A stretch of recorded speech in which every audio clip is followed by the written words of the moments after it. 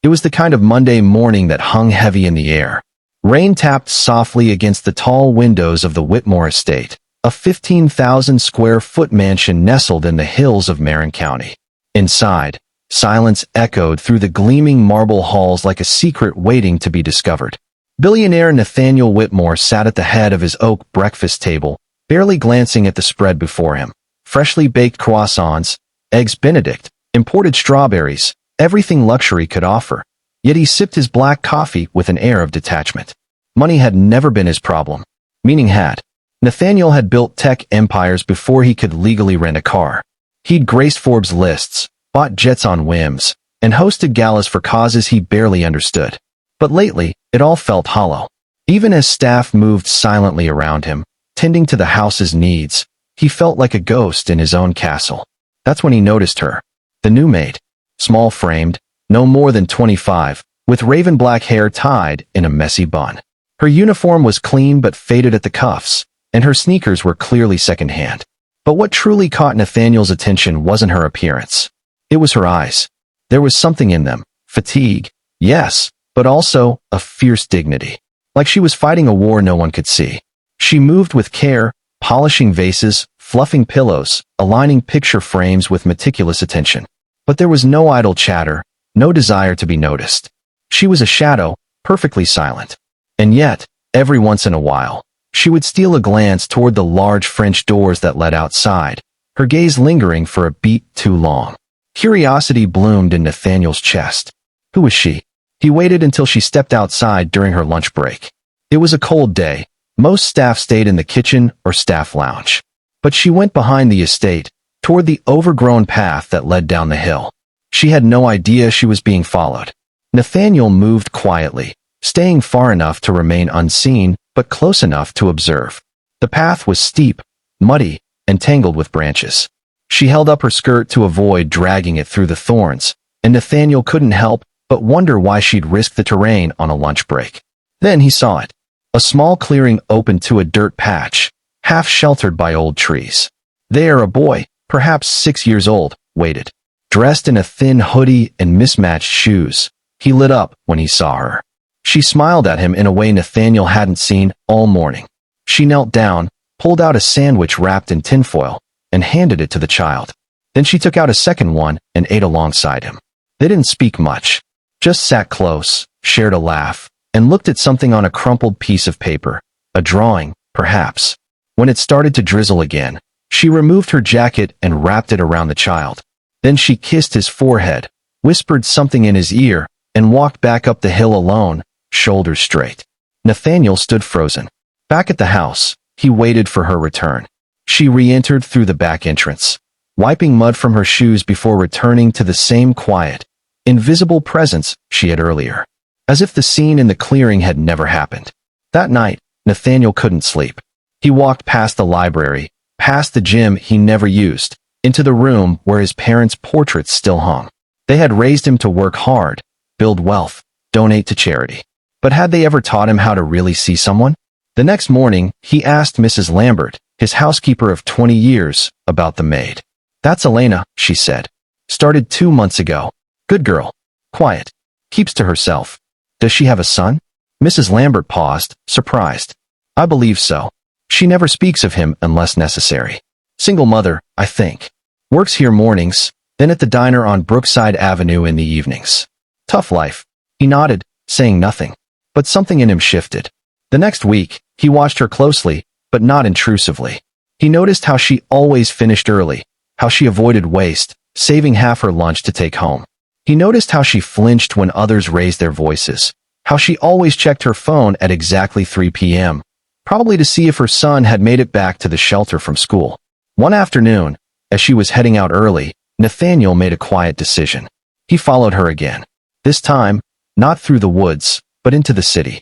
She took 2 buses, changed at a dusty terminal, and walked several blocks to a worn-out building labeled Hopeway Women's Shelter.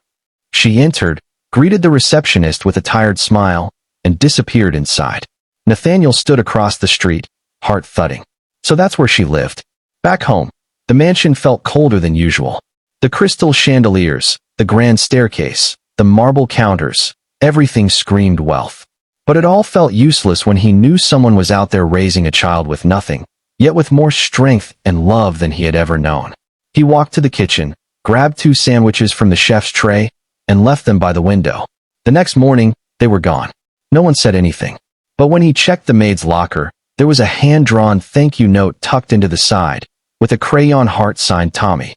The boy's name was Tommy. Nathaniel sat in his office that night, scrolling through business contracts and tech proposals, but his mind kept drifting back to the drawing. He thought of his fortune, his philanthropy awards, his faceless donations. None of it had ever felt this personal.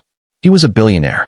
But she, Elena, was surviving with more grace, strength, and silent courage than any award winner he'd ever met. That night, he wrote a new will. But it wasn't enough. He wanted to do more. And for the first time in years, it wasn't to be seen. It was to see someone else. The next morning, he stood at the staff entrance as Elena arrived. She blinked, startled to see him. "Mr. Whitmore?" she asked, voice cautious. "I wanted to thank you," he said softly. "For what?" "For teaching me what it means to be human again." She looked confused, then offered the smallest, warmest smile he'd ever seen. He smiled back. "Would you join me for coffee?" She hesitated, glancing at the mop bucket in her hand. He took it gently and set it down. "You've cleaned enough. Let me serve you this time." Elena sat awkwardly on the edge of the chair in the sunlit atrium. Her fingers gripped the teacup like it might disappear at any moment. It wasn't that she hadn't held fine china before. She had, daily. Just never on this side of the table. Nathaniel poured her another cup. No butler, no staff. Just him. No airs, no suits. He wore jeans, a simple sweater. He looked like any man, but Elena knew better. "You followed me," she said quietly after a moment of silence. He didn't deny it. "Yes." "Why?" Nathaniel sighed. "Because I saw someone who reminded me of everything I forgot to be thankful for." Elena's eyes dropped. She was used to being unseen. "Not like this." "You should have told me," she whispered. "I thought I was helping," he replied. "You were. But not all help feels safe when you come from places like mine." That hit him harder than he expected. She wasn't ungrateful. She was guarded, because survival required it.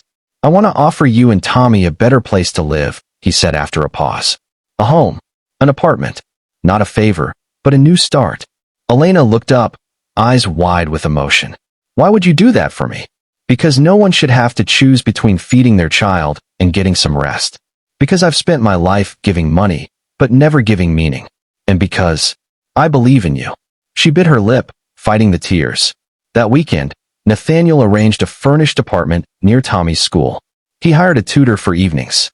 Quietly, he paid off Elena's hospital debt from her husband's accident, the one that had driven her to the brink. She never asked how he knew. She simply cried when the letter came in the mail. But Nathaniel didn't stop there. He visited the shelter anonymously, funding repairs, food programs, and childcare. He never once put his name on a plaque. And one day, he visited Tommy's school with a permission slip in hand. "I'd like to mentor your class for a month," he told the teacher.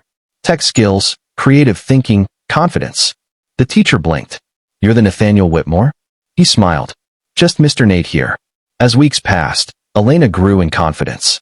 She started taking night courses in finance, and Nathaniel offered her a new position, not as a maid, but as the personal assistant to the charitable foundation he created in her name, the Elena Hope Initiative. One crisp autumn afternoon, Tommy ran down the steps of their apartment building with a drawing in hand. It showed a stick-figure man with glasses, a smiling woman, and a little boy in between them.